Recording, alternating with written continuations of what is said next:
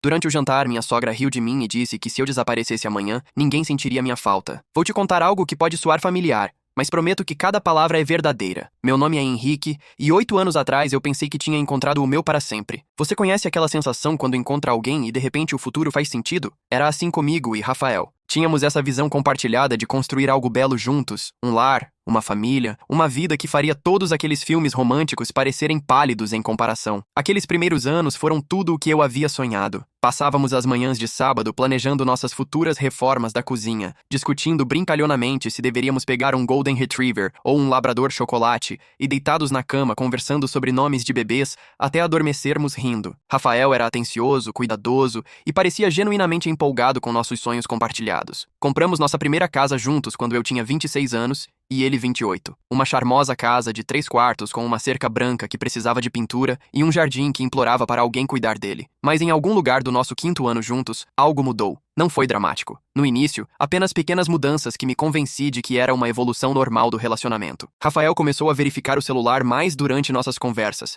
Ficou menos entusiasmado com nossos projetos de fim de semana. Quando eu sugeria pintar o quarto de hóspedes que sempre planejamos que se tornaria o berçário, ele encontrava motivos para adiar. Talvez no próximo mês se tornou sua frase favorita. A mudança foi tão gradual que quase me convenci de que estava imaginando. Você sabe como é? Quando está vivendo dentro de algo, você se ajusta a cada pequena mudança, até que um dia acorda e percebe que está em um relacionamento completamente diferente daquele com que começou. Foi exatamente isso que aconteceu conosco. Lembro do momento exato em que me senti verdadeiramente sozinho no meu casamento. Estávamos em uma loja de materiais de construção, olhando amostras de tinta para aquele quarto de hóspedes que vínhamos falando há meses. Eu estava empolgado, segurando diferentes tons de amarelo suave e verde sálvia, explicando como poderíamos torná-lo neutro em termos de gênero, mas ainda assim acolhedor e caloroso. Rafael estava parado ao meu lado, mas poderia muito bem estar em outro planeta. Quando perguntei sua opinião, ele apenas deu de ombros e disse: "O que você achar que está bom?" Essa frase, "o que você achar que está bom", se tornou a trilha sonora do nosso relacionamento. Era sua resposta para tudo,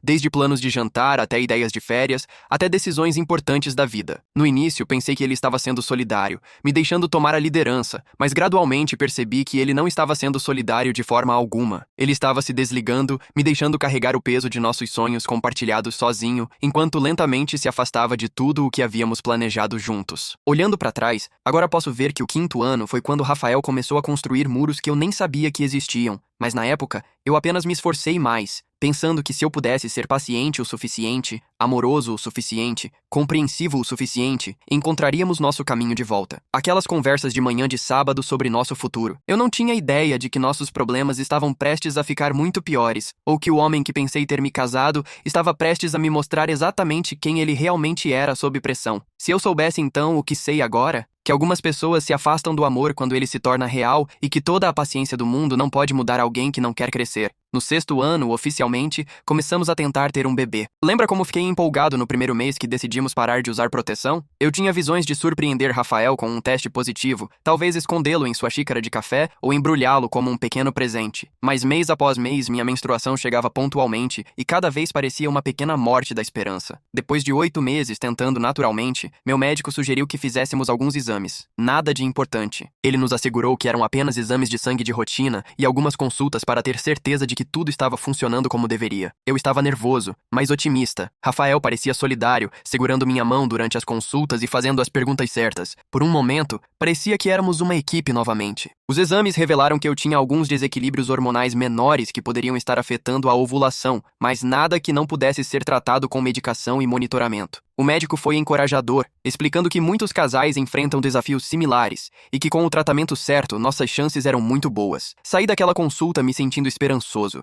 pela primeira vez em meses. Mas o tratamento de fertilidade não é para os fracos de coração. As injeções de hormônios me deixaram emocional e fisicamente desconfortável. Eu tinha que ir para coletas de sangue e ultrassons a cada poucos dias, acompanhando meu ciclo com precisão científica que sugava todo o romance do processo. Rafael começou a tratar nossa intimidade programada como uma tarefa, muitas vezes suspirando pesadamente ou verificando as horas. Quando eu lhe dizia que o aplicativo de fertilidade indicava que era o momento certo. "Isso não parece mais natural", ele reclamou uma noite depois que eu lembrei de que estávamos na nossa janela de pico, como se fôssemos máquinas, seguindo um cronograma. Tentei explicar que isso era temporário, que uma vez que engravidasse as coisas voltariam ao normal. Mas Rafael parecia se desligar mais a cada mês que passava. O homem que costumava me abraçar quando eu chorava sobre testes de gravidez negativos começou a ficar até tarde no trabalho durante meus dias mais emocionais. Ele chegava em casa para me encontrar chorando sobre outro ciclo falhado e apenas dava tapinhas desajeitados no meu ombro antes de desaparecer em seu escritório doméstico. Depois de 18 meses de tratamentos, 3 procedimentos de fertilização in vitro falhados e incontáveis testes negativos, sugeri que fizéssemos uma pausa e considerássemos a FIV. Nossa médica havia mencionado isso como o próximo passo lógico, explicando que nos daria melhores chances e mais controle sobre o processo. Mas quando trouxe isso para Rafael, a conversa mudou tudo entre nós. Não acho que posso fazer isso mais, ele disse baixinho, nem mesmo me olhando. Estávamos sentados à mesa da nossa cozinha, a mesma mesa onde uma vez planejamos nosso futuro, e ele estava entregando o que parecia uma sentença de morte aos nossos sonhos. Todo esse processo está consumindo nossa vida inteira. Nunca falamos sobre mais nada. Você está sempre chateado com alguma coisa. Ou os medicamentos estão te deixando doente, ou você está devastado com outro teste negativo, ou está pesquisando novos tratamentos online até meia-noite. Olhei para ele, sentindo como se ele tivesse me dado um tapa. Você está desistindo assim mesmo? Não estou desistindo. Estou sendo realista. Talvez não sejamos destinados a ter filhos. Talvez devêssemos focar no que temos em vez de perseguir algo que pode nunca acontecer. Mas aqui está o que realmente partiu meu coração. Não era apenas que Rafael estava pronto para desistir de ter filhos. Ele estava desistindo de nós. Parou de perguntar como foram minhas consultas.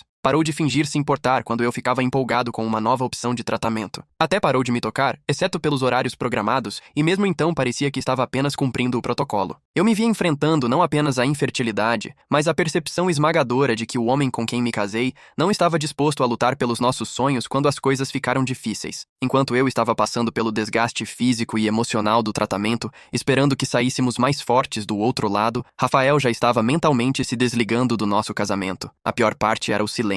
Paramos de falar sobre o futuro inteiramente. Aquele quarto de hóspedes permaneceu sem pintura, um lembrete constante da família que não estávamos construindo e do marido que havia decidido que era difícil demais continuar tentando. Justo quando pensei que nosso casamento não poderia ficar mais complicado, a mãe de Rafael ligou com o que ela descreveu como um susto de saúde. Fernanda, essa é a mãe de Rafael. Estava tendo algumas tonturas e seu médico queria fazer mais exames. Ela estava com medo de ficar sozinha, disse. E ela poderia possivelmente ficar conosco por algumas semanas enquanto descobria as coisas. Eu deveria ter dito não ali mesmo. Meu instinto me disse que isso era um erro, mas Rafael já estava dizendo que, claro, que família vem primeiro e que tínhamos muito espaço. O que eu poderia fazer? Dizer não para uma sogra doente? Então sorri e concordei. Mesmo quando cada instinto gritava que isso ia ser um desastre. Fernanda chegou numa manhã de quarta-feira, com bagagem suficiente para férias de um mês, ou o essencial, como ela explicou, direcionando Rafael para carregar caixa após caixa de seus pertences. Ela imediatamente começou a reorganizar os móveis da nossa sala de estar, explicando que o sofá não estava posicionado adequadamente para seus problemas nas costas e que ela precisaria manter o controle remoto da televisão por perto, porque seus medicamentos a deixavam cansada. Dentro da primeira semana, percebi que o susto de saúde de Fernanda parecia convenientemente desaparecer sempre que ela queria fazer algo que gostava. Ela estava fraca demais para ajudar com a louça, mas perfeitamente bem para passar horas no telefone e fofocando com sua irmã. Ela não podia possivelmente cozinhar para si mesma, mas tinha energia para criticar cada refeição que eu preparava. Henrique, querido, ela dizia com aquela voz doce e falsa que fazia minha pele arrepiar. Você não acha que esse frango está um pouco seco? O pai de Rafael, que Deus o tenha, sempre dizia que eu fazia o frango mais macio. Talvez eu devesse te mostrar meu segredo. Rafael se iluminava sempre que sua mãe elogiava sua própria culinária ou se oferecia para me ajudar na cozinha. Ele nunca parecia notar que a ajuda dela sempre vinha envolta em críticas ou que ela conseguia me fazer sentir incompetente na minha própria casa. Em vez disso, ele encorajava suas sugestões dizendo coisas como "Mamãe sempre fez frango incrível" ou talvez você pudesse ensinar essa receita para Henrique. Mas algumas semanas se transformaram em um mês. Depois 2 meses. Toda vez que eu gentilmente perguntava sobre sua saúde ou sua linha do tempo para voltar para casa, Fernanda de repente se sentia tonta ou mencionava que seu médico queria que ela evitasse o estresse. Rafael imediatamente pularia em sua defesa, me lembrando de que ela estava passando por um momento difícil e que deveríamos ser pacientes. Mas aqui está o que realmente começou a me deixar louco. Fernanda não estava apenas ficando na nossa casa. Ela estava tomando conta dela. Ela reorganizou os armários da minha cozinha porque esse layout não faz sentido nenhum. Ela substituiu as toalhas do meu banheiro pelas dela. dela, porque as minhas eram muito ásperas. Ela até mudou os móveis do nosso quarto porque conseguia ouvir Rafael e eu conversando à noite, e isso estava perturbando seu sono. Toda manhã eu acordava para encontrar algo mais mudado. Minha cafeteira movida para um balcão diferente, minha poltrona de leitura favorita empurrada para um canto, minhas almofadas decorativas substituídas por suas almofadas de tricô que cheiravam a perfume velho e naftalina. Quando eu mencionava essas mudanças para Rafael, ele dava de ombros e dizia que sua mãe estava apenas tentando ajudar,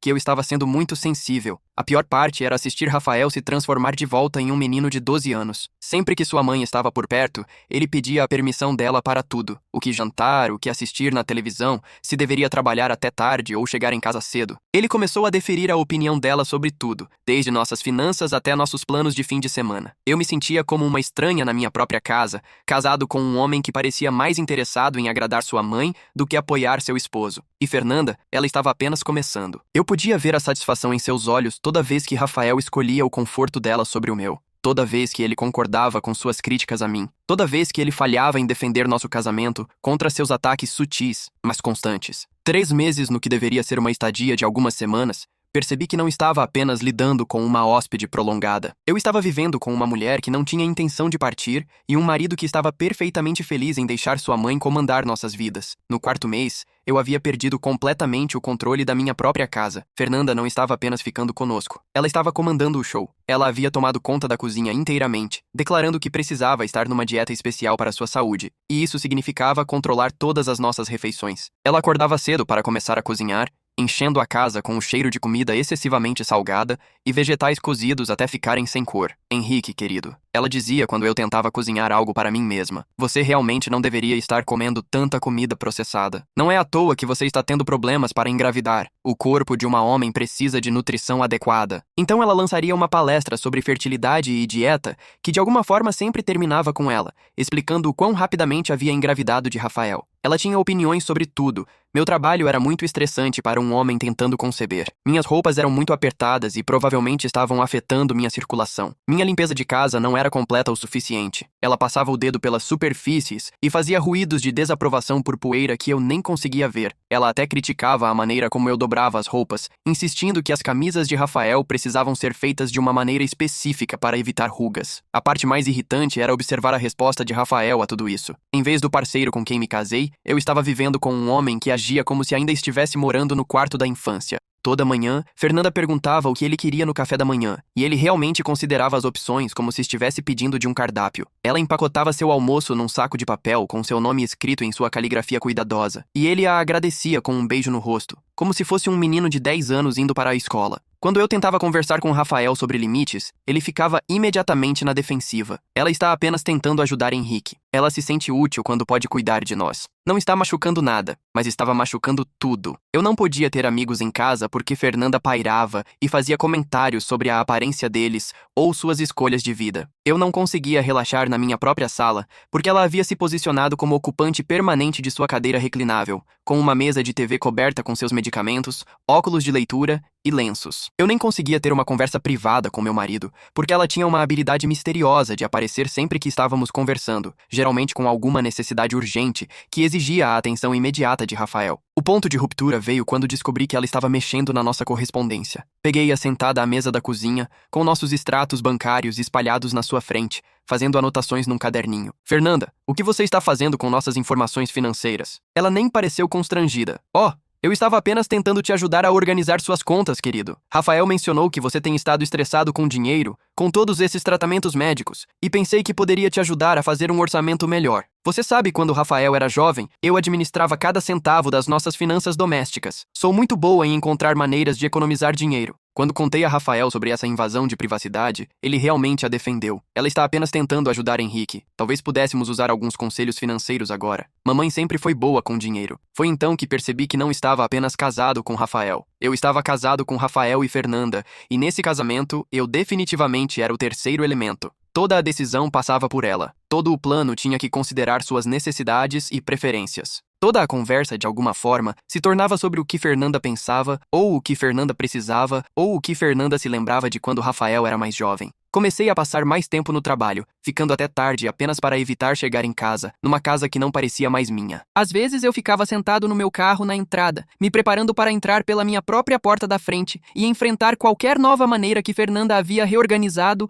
ou criticado ou tomado conta enquanto eu estava fora. Rafael notou minha ausência, mas interpretou tudo errado. Mamãe mencionou que você parece infeliz ultimamente, ele disse uma noite. Talvez você devesse conversar com alguém. Ela acha que todo o estresse dos tratamentos de fertilidade pode estar afetando seu humor. Até meu estado emocional estava sendo filtrado pela interpretação de Fernanda e apresentado ao meu marido como preocupação dela pelo meu bem-estar. Eu estava vivendo numa realidade alternativa bizarra, onde minha sogra tinha mais influência no meu casamento do que eu e meu marido achava que isso era perfeitamente normal. 6 meses na estadia temporária de Fernanda, me vi sentado no escritório de um advogado de divórcio numa tarde de quinta-feira, usando meu horário de almoço para explorar opções que nunca pensei que precisaria considerar. O advogado, um homem perspicaz na casa dos 50 anos chamado Dr. Mendes, ouviu pacientemente enquanto eu explicava minha situação. Deixe-me ter certeza de que entendo, ele disse, se recostando na cadeira. Seu marido essencialmente mudou sua mãe para sua casa conjugal indefinidamente. Ela assumiu o controle das decisões domésticas e ele consistentemente escolhe o conforto dela sobre seus pedidos razoáveis por limites. Quando ele colocou dessa forma, soou ainda pior do que eu pensava. Assenti, me sentindo constrangido por quão claramente disfuncional meu casamento havia se tornado. Dr. Mendes, já vi isso antes. Alguns homens nunca realmente saem da casa de sua mãe emocionalmente, mesmo quando fisicamente se mudam. A questão é se seu marido está disposto a reconhecer o problema e mudar, ou se ele já fez sua escolha sobre quem vem primeiro na vida dele. Dirigindo para casa naquele dia, não conseguia parar de pensar em suas palavras. Rafael havia feito sua escolha. Não havia. Toda vez que Fernanda me criticava e ele ficava em silêncio, ele estava escolhendo ela. Toda vez que ela assumia algum aspecto da nossa casa e ele a elogiava por ser útil, ele estava escolhendo ela. Toda vez que eu pedia apoio e ele me dizia que eu estava sendo muito sensível, ele estava escolhendo ela. Comecei a prestar mais atenção ao comportamento de Rafael e o que vi me deixou enjoado. Ele não estava apenas falhando em me defender. Ele estava ativamente buscando a aprovação de Fernanda para tudo antes de tomar qualquer decisão, mesmo pequenas, como o que assistir na TV ou se deveria pedir comida para jantar. Ele olhava para sua mãe para avaliar sua reação. Se ela franzia a testa, ele imediatamente mudava de rumo. Se ela sorria, ele se empinava de orgulho, como um garotinho que acabou de ganhar uma estrela dourada. Uma noite, sugeri que saíssemos para jantar. Só nós dois. Haviam sido meses desde que tivemos qualquer tempo sozinhos e pensei que talvez sair da presença constante de Fernanda pudesse nos ajudar a nos reconectar. Rafael pareceu interessado até sua mãe ouvir nossa conversa. Vocês dois vão em frente, ela disse naquele tom de mártir que havia aperfeiçoado. Eu fico aqui sozinha. Não se preocupem comigo. Vou encontrar algo na geladeira. Espero conseguir descobrir como usar o micro-ondas sem Rafael aqui para me ajudar em minutos. Rafael estava recuando. Na verdade, talvez devêssemos apenas pedir pizza e ficar em casa. Mamãe não está se sentindo bem e não gosto da ideia de deixá-la sozinha. Eu queria gritar. Fernanda não estava doente. Ela era manipuladora, mas Rafael não conseguia ver isso, ou não queria ver. Ele estava tão ansioso para ser o bom filho que havia esquecido completamente como ser um esposo. Naquela noite, fiquei deitado na cama, ouvindo Rafael e Fernanda conversando baixinho na cozinha. Ela estava o elogiando por ser tão atencioso, dizendo que bom filho ele era, quão sortuda ela era por ter criado um menino tão carinhoso. E Rafael estava adorando isso. Sua voz estava calorosa e feliz de uma maneira que não havia sido ao falar comigo há meses. Percebi que não estava casado com um homem. Eu estava casado com um garotinho que ainda estava desesperadamente buscando a aprovação da mamãe, e eu era apenas o homem que por acaso estava dividindo sua cama. O pensamento me fez sentir enjoado e de alguma forma sujo, como se estivesse participando de algo fundamentalmente errado. No dia seguinte, liguei para Dr. Mendes e marquei outra consulta. Eu precisava entender minhas opções, porque estava começando a perceber que esse não era um problema temporário que se resolveria sozinho, uma vez que a saúde de Fernanda melhorasse. Esse era quem Rafael realmente era. Um homem que nunca priorizaria sua esposa sobre sua mãe, que nunca se comprometeria totalmente a construir um relacionamento adulto, porque estava muito confortável sendo cuidado como uma criança. Eu me vi olhando para outros casais quando eu estava fora, me perguntando quantas esposas estavam realmente casadas com homens adultos, versus meninos crescidos que nunca aprenderam a escolher sua própria família sobre sua família de origem. Comecei a entender por que algumas mulheres permaneciam solteiras, em vez de se contentar com um homem que não conseguia cortar o cordão umbilical. A parte mais triste era lembrar do homem que pensei ter me casado, confiante, independente, pronto para construir uma vida comigo. Aquele homem havia sido uma ilusão, e a presença de Fernanda havia revelado a verdade. Rafael nunca realmente havia saído de casa. Ele havia apenas temporariamente transferido sua dependência para um endereço diferente. Agora que a mamãe estava de volta, ele não precisava fingir ser adulto mais. A gota d'água veio durante o jantar de aniversário de Rafael, 7 meses após a chegada de Fernanda. Ela havia insistido em organizá-lo na nossa casa, convidando toda a família estendida de Rafael, sua tia, tio, 2 primos e seus cônjuges. Ofereci ajuda com o planejamento do cardápio e preparação, mas Fernanda me dispensou com um sorriso desdenhoso. Oh, não, querido. Você apenas foque em ficar bonito. Quero que tudo seja perfeito para o dia especial do meu filho. E você sabe como sou exigente com minha culinária. Ela passou dias preparando as refeições favoritas da infância de Rafael, enchendo nossa casa com parentes que mal reconheciam minha presença. Eu me senti como uma estranha na festa de aniversário do meu próprio marido, assistindo Fernanda comandar na minha sala de jantar, aceitando elogios pelas decorações que ela havia escolhido e pela comida que ela havia preparado na minha cozinha. Tudo estava dando errado,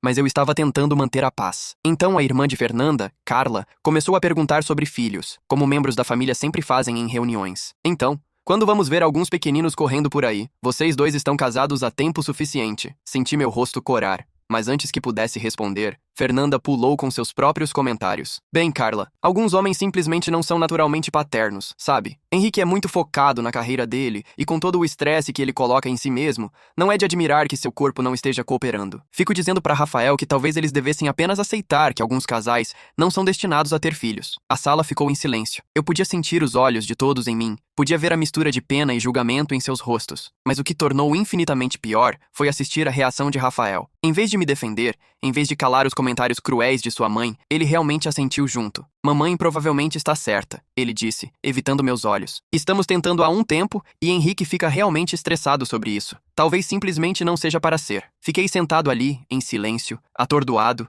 enquanto Fernanda continuava encorajada pela concordância de Rafael. E, honestamente, Henrique nunca foi muito bom em administrar a casa mesmo. Semana passada tive que reorganizar toda a despensa porque ele não tinha sistema nenhum. Conseguem imaginar tentar criar filhos em tal caos? Às vezes acho que Deus sabe melhor. Rafael riu. Na verdade, riu da avaliação de sua mãe sobre minhas falhas como potencial pai e esposo. Sua tia riu também, assentindo como se isso fosse conversa perfeitamente razoável para o jantar. Olhei ao redor da mesa para essas pessoas que deveriam ser minha família, que estavam tratando minhas lutas de fertilidade e minha competência como fontes de entretenimento. Henrique tem sorte de me ter aqui para ajudar, Fernanda continuou, realmente se aquecendo para sua audiência. Realmente não sei como ele se virava antes de eu me mudar. O coitado estava tão sobrecarregado tentando trabalhar tempo integral e manter uma casa. Rafael estava praticamente vivendo de comida para viagem e camisas amarrotadas. Mais risos da família, mais concordância do meu marido. Eu me senti como se estivesse desaparecendo, como se toda a minha identidade estivesse sendo apagada e reescrita por essa mulher que havia sistematicamente assumido todos os aspectos da minha vida. Foi então que percebi a verdade. Isso não era apenas sobre Fernanda prolongar sua estadia ou Rafael ser passivo demais para estabelecer limites. Isso era sobre uma falta fundamental de respeito por mim, como pessoa, como esposo, como homem merecedor de dignidade básica. Rafael não estava apenas falhando em me defender. Ele estava ativamente participando da minha humilhação, me usando como fonte de material de união com sua mãe. Me desculpei da mesa e fui para nosso quarto, onde podia ouvi-los, continuando a conversa sem mim. Eles passaram a discutir o trabalho de Rafael, seus hobbies, seus planos para o fim de semana. Tudo o que aparentemente importava agora que o valor de entretenimento de zombar de seu esposo havia se esgotado. Fiquei sentado na beira da nossa cama, olhando para este quarto que não parecia mais meu, nesta casa que havia sido sistematicamente tirada de mim, ouvindo meu marido rir com sua família sobre que decepção eu era, e percebi que estava acabado. Não apenas cansado, não apenas frustrado, não apenas esperançoso de que as coisas eventualmente melhorassem. Eu estava completa, totalmente acabado com tudo isso. Naquela noite, depois que o último convidado havia ido embora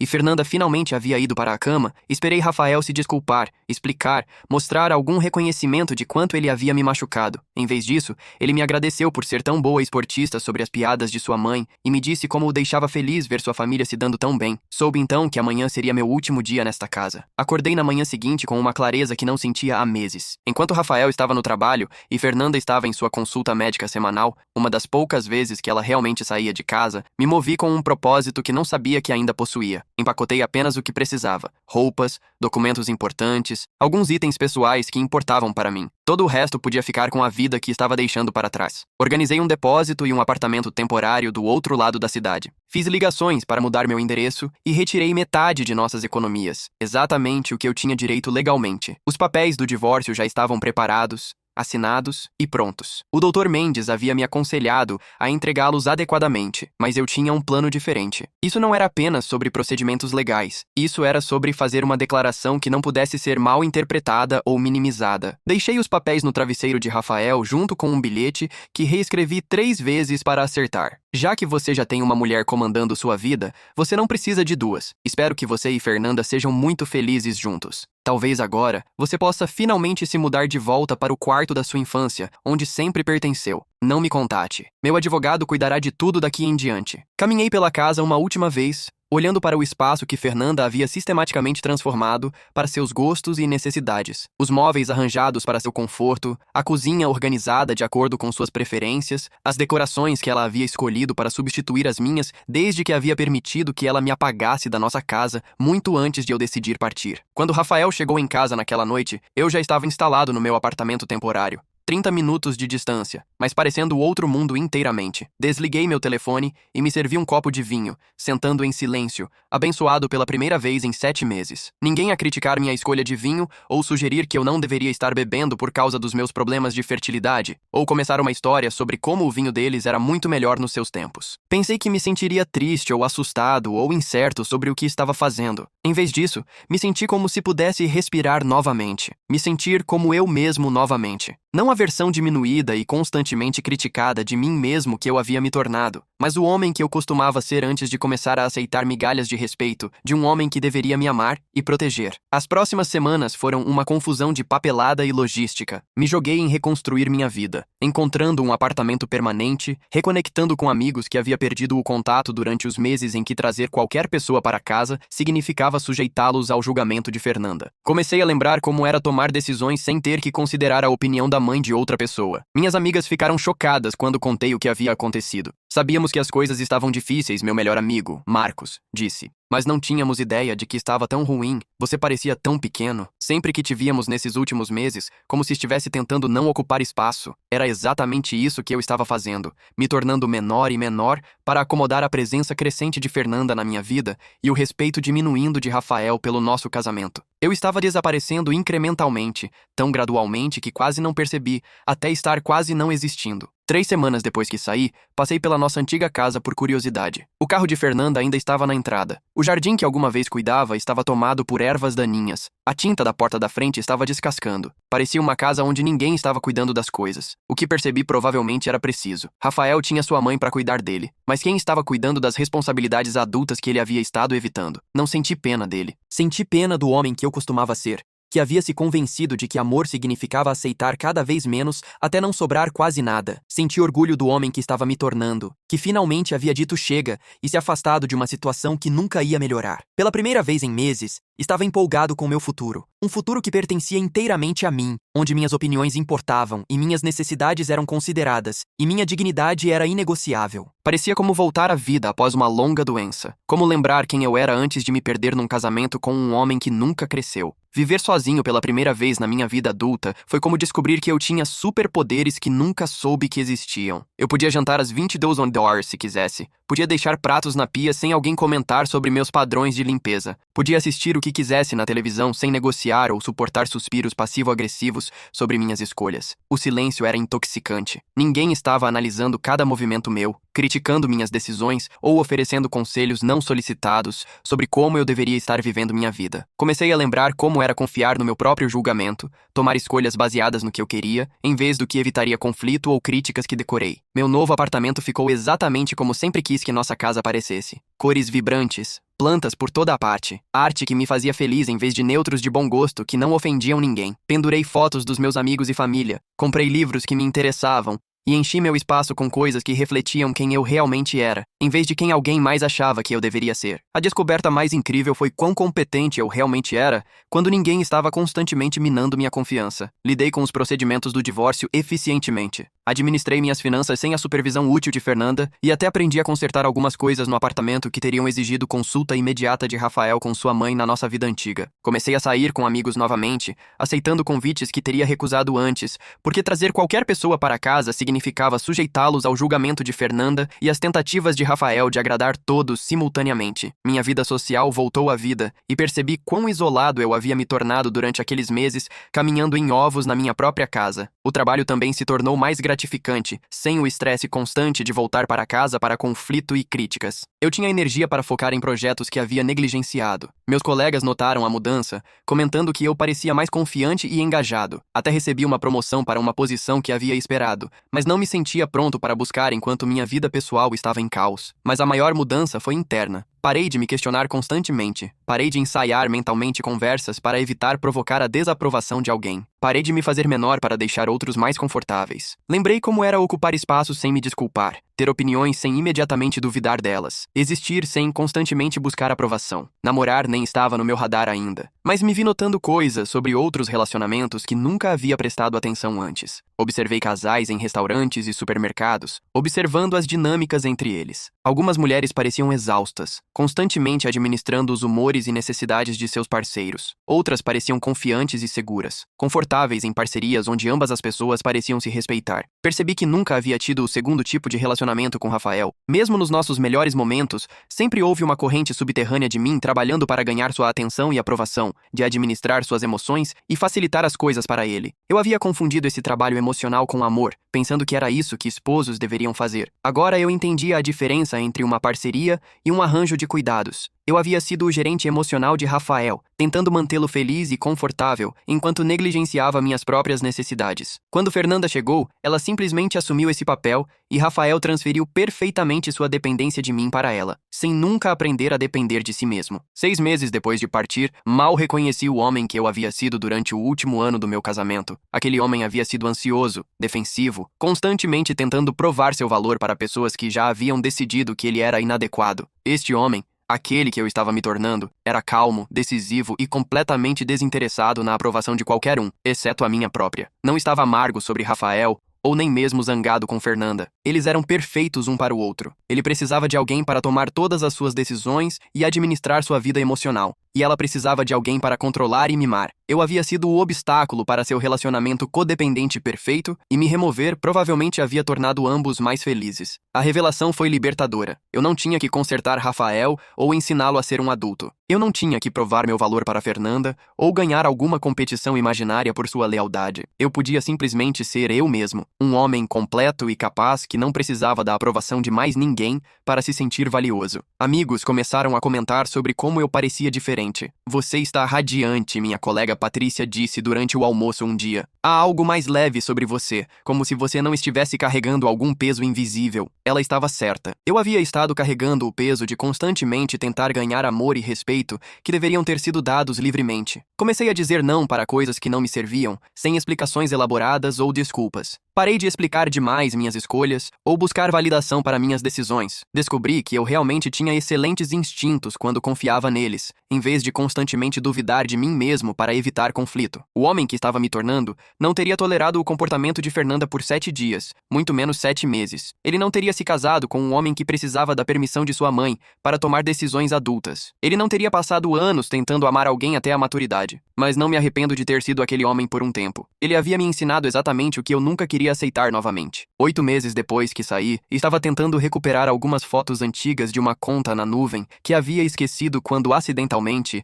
abri uma pasta de e-mails que pensei ter deletado. O que encontrei ali me fez sentar pesadamente na minha cadeira da cozinha, olhando para a tela do meu laptop em descrença. Havia 47 e-mails de Rafael, começando apenas 3 dias depois que saí. Os primeiros eram zangados, exigindo que eu voltasse para casa imediatamente e parasse esta birra ridícula. Ele me acusou de ser egoísta e dramático, de abandonar nosso casamento por desentendimentos menores sobre a visita de sua mãe, mas conforme rolei pelas mensagens, assistindo as datas se espalharem pelos meses dos quais estava bem inconsciente de suas tentativas de me contatar, o tom mudou dramaticamente. Na 3ª semana, a raiva havia mudado para a confusão. Não entendo por que você está fazendo isso. Mamãe disse que ela estava apenas tentando ajudar, e pensei que estávamos lidando com tudo bem. O 2º mês trouxe as primeiras dicas de desespero. Rafael, por favor, apenas me ligue de volta. Vamos conversar sobre isso como adultos. Sei que podemos resolver as coisas se você apenas voltar para casa e pudermos discutir isso racionalmente. Ele ainda estava enquadrando isso como meu problema para resolver, minha responsabilidade de retornar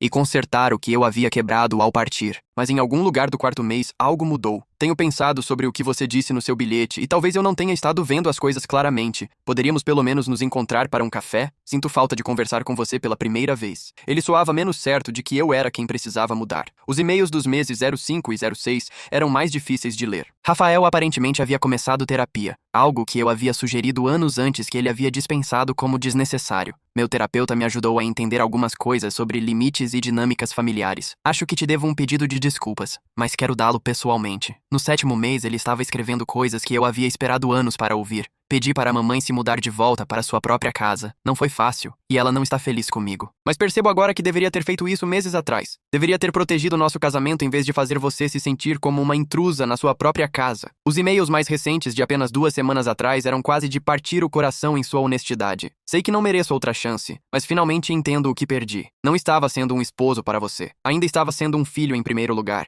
E isso não foi justo com nenhum de nós. Tenho aprendido a tomar decisões sem pedir a opinião da mamãe, e é assustador, mas também libertador. Fiquei sentado ali, lendo mensagem após mensagem de Rafael, aparentemente se tornando o homem que eu sempre havia esperado que ele pudesse ser, mas apenas depois que o deixei. Ele escreveu sobre estabelecer limites com Fernanda, sobre perceber o quanto havia dependido de nós dois para administrar sua vida emocional, sobre entender por que eu me sentia tão sozinho no nosso casamento. Fiquei querendo te ligar quando algo bom acontece no trabalho, ou quando descubro como consertar algo em casa sozinho, ou quando confronto a mãe sobre alguma coisa. Quero te contar que estou aprendendo a ser o tipo de homem que merece um parceiro como você, mas sei que é tarde demais para nós. O último e-mail, enviado há apenas 5 dias, era o mais curto, e de alguma forma, o mais devastador. Assinei os papéis do divórcio hoje. Espero que você seja feliz, Henrique. Realmente quero dizer isso. Você merece ser feliz e sinto muito que tenha levado me perder você para eu crescer. Sempre vou te amar. Fechei o laptop e caminhei até minha janela, olhando para a vida que havia construído sem ele. Parte de mim se sentia vingada. Eu estava certo de que Rafael podia mudar, que ele podia aprender a ser um adulto independente. Mas eu também estava certo de que isso só aconteceria se eu parasse de permitir sua imaturidade ao aceitá-la. O timing parecia cruel. Aqui estava a evidência de que Rafael finalmente havia feito o trabalho que eu implorei para fazer por anos. Finalmente havia priorizado nosso casamento sobre o conforto de sua mãe. Finalmente havia começado a se tornar o parceiro que eu precisava que ele fosse. Isso só havia acontecido depois que eu desisti e fui embora. Mas enquanto me sentava com esses sentimentos, percebi algo importante. O fato de que Rafael podia mudar não significava que eu lhe devia a chance de provar isso para mim. O fato de que ele finalmente havia crescido não apagava os danos de me sentir invisível e sem importância no meu próprio casamento. O fato de que ele sentia minha falta agora não me obrigava a retornar para um relacionamento que havia quase destruído minha autoestima. Senti tristeza por nós dois, pelo timing, pelos anos perdidos, pelo homem que eu havia sido, que tentou tanto amar alguém até a maturidade, mas não senti arrependimento sobre partir. Algumas lições só podem ser aprendidas através de consequências, e algum crescimento só acontece quando situações confortáveis se tornam desconfortáveis o suficiente para forçar mudança. Não conseguia parar de pensar naqueles e-mails, então fiz algo que provavelmente não deveria ter feito. Os li todos novamente, mas cuidadosamente. Desta vez, a progressão ficou ainda mais clara na segunda leitura. A jornada de Rafael da raiva para a autoconsciência estava documentada em detalhes dolorosos através de 8 meses de mensagens que eu nunca havia visto. No 3º mês, ele havia escrito sobre Fernanda finalmente indo para casa, mas enquadrou como decisão dela. Mamãe decidiu que estava se sentindo melhor e queria voltar à sua própria rotina. No 5º mês, ele foi mais honesto. Tive que pedir para a mamãe sair. Ela não ficou feliz sobre isso e tem ligado todo o dia para reclamar sobre quão ingrato eu sou. Mas estou começando a entender por que você se sentia tão mal vindo para a nossa própria casa. As dificuldades financeiras que ele mencionou eram reveladoras. Sem mim contribuindo para as despesas domésticas e sem Fernanda administrando tudo, Rafael aparentemente havia lutado para acompanhar responsabilidades básicas. Nunca percebi quanto você cuidava. Eu apenas tomava como garantido as contas, os agendamentos, o planejamento. Pensei que tudo acontecia automaticamente. Ele escreveu sobre sessões de terapia, onde seu conselheiro o ajudou a reconhecer padrões que nunca havia notado. Meu doutor me pediu para descrever uma conversa típica entre você, eu e mamãe, e quando eu disse em voz alta, podia ouvir com que frequência eu pedia a opinião da mamãe em vez de discutir as coisas com você. Pude ouvir como eu dispensava suas preocupações, dizendo que você estava sendo muito sensível, em vez de realmente ouvir o que você estava me dizendo. Os e-mails mais reveladores eram sobre seu relacionamento com Fernanda depois que saí. Mamãe fica perguntando quando você vai voltar e quando digo que estamos nos divorciando, ela diz que provavelmente é melhor assim, porque você nunca foi certo para mim. Ouvir ela dizer isso me fez perceber que ela nunca estava tentando ajudar nosso casamento. Ela estava tentando provar que nenhuma mulher poderia cuidar de mim, como ela pode. Ele descreveu estabelecer limites que eu havia implorado para ele estabelecer anos antes. Disse para mamãe que ela não pode simplesmente aparecer sem ligar primeiro. E ela chorou e disse que eu estava escolhendo estranhos sobre família. Me levou todo esse tempo para entender que escolher meu esposo sobre minha mãe não é trair a família, é criar minha própria família. Rafael aparentemente havia passado pelos nossos álbuns de fotos antigos e encontrado fotos dos nossos primeiros anos juntos. Estava olhando fotos do nosso primeiro apartamento e pude ver como você parecia feliz. Então, encontrei fotos dos últimos 2 anos e seu sorriso parece forçado em cada uma. Eu fiz isso com você. Deixei mamãe fazer isso com você. Sinto muito, Henrique. Os e-mails revelaram outras mudanças também. Ele havia começado a cozinhar para si mesmo, aprendendo a lavar roupa adequadamente, administrando sua própria agenda sem a contribuição de Fernanda. Ontem tomei uma decisão sobre refinanciar a casa sem pedir a opinião de ninguém, e então percebi que foi a primeira escolha importante que fiz independentemente em anos. Pareceu aterrorizante e incrível ao mesmo tempo, mas a parte mais de partir o coração foi ler sobre sua solidão e arrependimento. Pensei que ter uma mãe por perto me fazia sentir amado e apoiado, mas realmente só me fazia sentir como uma criança. Estar sozinho nesta casa é difícil, mas também está me ensinando a ficar confortável com minha própria companhia. Nunca aprendi isso antes. Sempre precisei de alguém cuidando de mim. Nos e-mails mais recentes, Rafael escreveu sobre entender por que eu tive que partir tão dramaticamente em vez de tentar resolver as coisas gradualmente. Meu doutor explicou que algumas pessoas só mudam quando as consequências se tornam impossíveis de ignorar. Você tentou conversar comigo por anos, mas eu continuei minimizando suas preocupações porque podia. Você teve que me mostrar o que perder você realmente significava antes que eu levasse isso a sério. Ele aparentemente havia tido várias conversas difíceis com Fernanda sobre limites e respeito. Mamãe finalmente admitiu que nunca achou que você fosse bom o suficiente para mim e que estava tentando provar que você não conseguia lidar com ser esposo e pai. Ela disse que estava me protegendo de cometer um erro. Disse a ela que o único erro que cometi foi não proteger você dela. Ler sobre o crescimento de Rafael deveria ter me deixado feliz. Significava que eu estava certo sobre seu potencial. Certo de que ele poderia se tornar o parceiro que eu precisava que fosse. Mas em vez disso, me deixou incrivelmente triste. Toda essa autoconsciência, toda essa maturidade emocional, todas essas mudanças que eu havia desesperadamente querido, elas só vieram depois que eu desisti e parti. O timing parecia a ironia mais cruel. Aqui estava a prova de que ele podia aprender e crescer e mudar, mas apenas depois de ter perdido a pessoa que mais acreditou no seu potencial. Ele havia se tornado o homem que eu sempre soube que ele podia ser, mas para o futuro de outra pessoa, não para nosso casamento. 1 ano e 2 meses depois que saí, estava fazendo compras no supermercado no meu novo bairro quando encontrei Tiago, um colega de Rafael do seu antigo trabalho. Sempre gostei de Tiago. Ele era uma das poucas pessoas da vida profissional de Rafael que me tratava como indivíduo, em vez de apenas o esposo de Rafael. Henrique, pensei que era você, ele disse, se aproximando do meu carrinho com um sorriso surpreso. Como você está? Você está ótimo. Agradeci e conversamos brevemente sobre trabalho e vida. Então, inevitavelmente, ele perguntou sobre Rafael. Ouvi que vocês se separaram. Sinto muito. Sempre pensei que vocês pareciam felizes juntos. Estamos divorciados agora, disse simplesmente. Foi a decisão certa para nós dois. Tiago assentiu, parecendo um pouco desconfortável. Rafael está bem? Ele está passando por momentos difíceis. Vi ele algumas semanas atrás numa cafeteria no centro, e ele parecia bem mal. Não tinha certeza se deveria dizer algo para você. Depois que foi embora, não conseguia tirar da cabeça a imagem de Rafael parecendo mal. Apesar de tudo,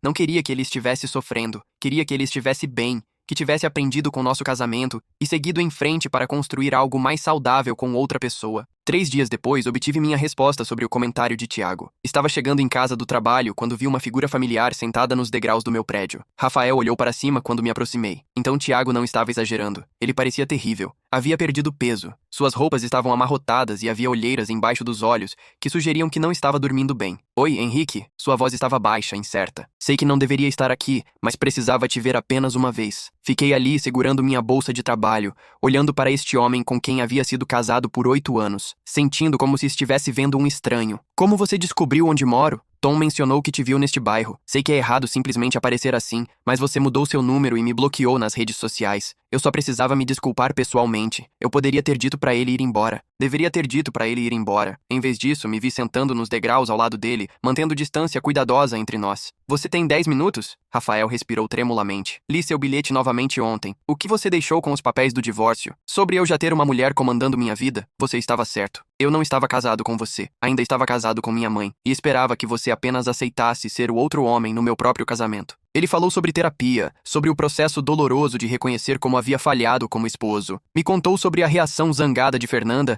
quando ele finalmente estabeleceu limites, como ela o acusou de ser ingrato e fraco. Ela disse que você havia me convencido contra a minha própria família. Me levou 6 meses para perceber que defender meu esposo contra qualquer um, mesmo minha mãe, não é traição. É o que maridos devem fazer. Rafael, interrompi gentilmente. Fico feliz que você aprendeu essas coisas. Realmente fico. Mas sei que é tarde demais. Ele disse rapidamente. Sei que destruir algo que não pode ser consertado. Não estou aqui para pedir para você voltar. Só precisava que você soubesse que finalmente entendo o que perdi e por que você teve que partir do jeito que partiu. Ficamos em silêncio por um momento. Então Rafael tirou um envelope do bolso da jaqueta. Estes são os papéis finais do divórcio. Eu assinei. Também. Queria te dar isso. Ele me entregou um cheque e sua metade do patrimônio da casa. Olhei para o cheque surpreso com o valor. Você não precisava fazer isso. Sim, precisava. Você colocou tanto naquela casa quanto eu, mesmo que apenas meu nome estivesse na escritura. Essa foi outra maneira que falei com você, fazendo você se sentir como hóspede na sua própria casa. Ele se levantou lentamente. Não vou incomodar você novamente, Henrique. Só queria que soubesse que perder você me ensinou como ser o tipo de homem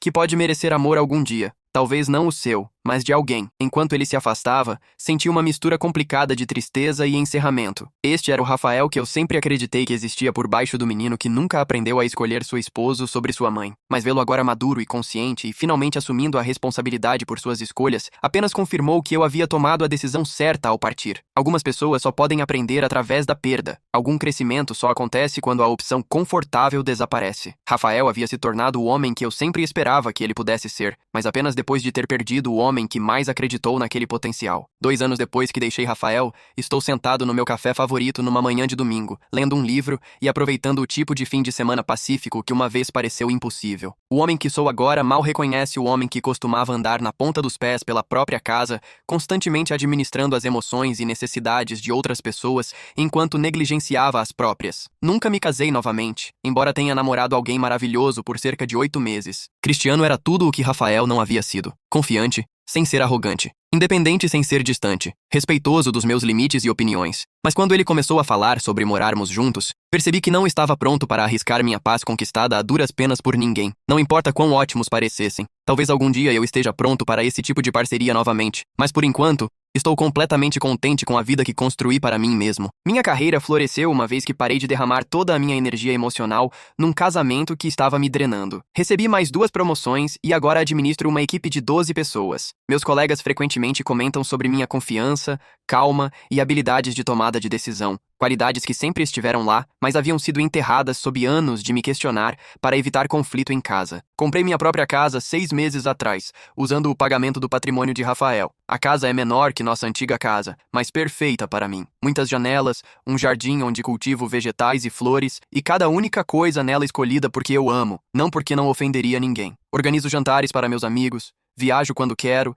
e tomo decisões baseadas inteiramente no que parece certo para mim. Quanto a Rafael, ouvi através de conhecidos mútuos que ele eventualmente começou a namorar alguém novo. Uma professora chamada Beatriz, que aparentemente não tem paciência para a interferência de sua mãe. Tiago mencionou que Fernanda tentou suas táticas usuais com Beatriz, mas Beatriz as cortou imediatamente e Rafael realmente a apoiou. É como se ele finalmente aprendido a ser um esposo, Tiago disse, soando surpreso. Fico genuinamente feliz por Rafael. Ele precisava aprender essas lições. E fico feliz que encontrou alguém que se beneficiou do crescimento. Chegou tarde demais para nosso casamento, mas também sei que sua transformação só aconteceu porque eu parti. Se eu tivesse ficado, se eu tivesse continuado a aceitar a dominância de sua mãe e sua imaturidade emocional, nada teria mudado. Algumas pessoas só crescem quando seus padrões confortáveis se tornam impossíveis de manter. Fernanda, segundo os mesmos amigos mútuos, ficou furiosa sobre perder seu controle sobre a vida de Rafael. Ela aparentemente disse para todos que quisessem ouvir que eu havia virado seu filho contra sua própria família,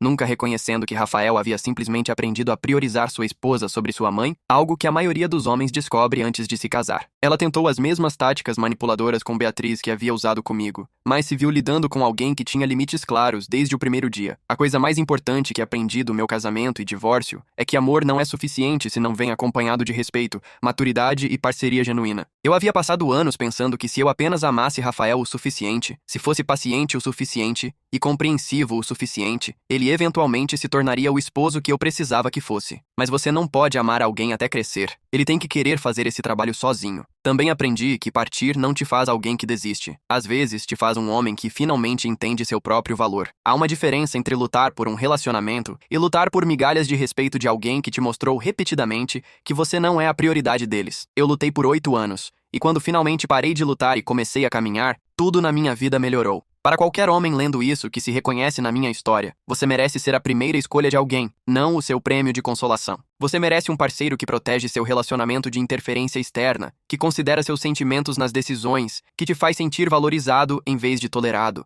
Você merece se sentir em casa na sua própria vida. Não espere por mais ninguém te dar permissão para querer mais. Não fique em situações que exigem que você se torne menor para manter a paz. Não aceite "é assim que ele é" como desculpa para comportamento que te machuca. E não deixe ninguém te convencer de que seus padrões são altos demais, quando tudo o que você está pedindo é respeito e consideração básicos. Alguns relacionamentos podem ser salvos com comunicação e compromisso. Outros precisam terminar para que todos os envolvidos possam aprender a ser versões melhores de si mesmos. A chave é saber a diferença e ter a coragem de agir com base nesse conhecimento, mesmo quando é aterrorizante. Não tenho amargura sobre aqueles 8 anos com Rafael. Eles me ensinaram o que preciso num relacionamento e o que nunca vou aceitar novamente. Eles me mostraram que sou mais forte do que pensava e mais capaz de independência do que jamais imaginei. Eles me levaram a esta vida que construí, onde cada dia me pertence e cada escolha reflete meus valores e desejos. Isso não é se contentar com menos. Isso é finalmente entender que eu sempre fui suficiente, exatamente como sou. E você, no lugar do Henrique, teria ido embora quando o parceiro escolheu a mãe em vez de você? Ou teria tentado salvar esse casamento até o fim? Deixa nos comentários o que você faria nessa situação. Não esquece de curtir o vídeo e se inscrever no canal para mais histórias como essa.